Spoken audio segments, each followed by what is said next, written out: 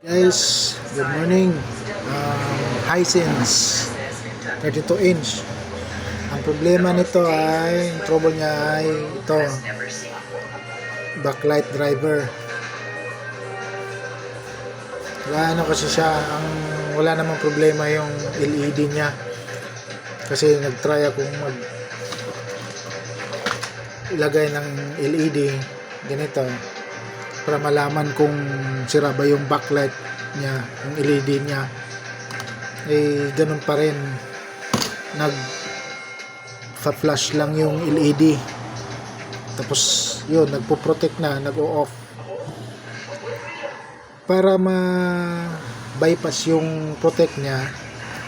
Kasi naglagay ako ng backlight driver kasi sira na to yan, naggawa na lang ako ng backlight driver.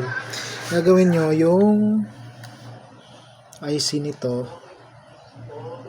parang medyo yan, lagyan mo ng 10 ohms yung dulo nito, yung protect nya, i-bypass nyo para hindi siya magpo-protect.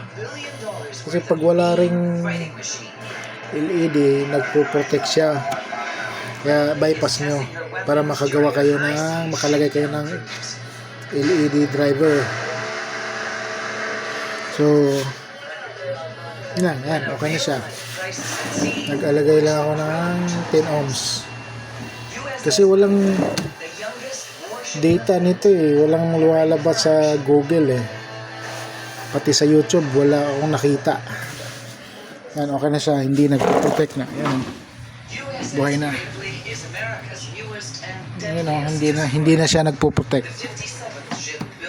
So yan lang guys, yung ganitong LED driver pala ay dito ko kinonect yung switching niya sa 3.3, tapos susupply ako ng 12 volts dito sa capacitor, tapos yung backlight niya, ilaw dito na, binukod ko na guys lang.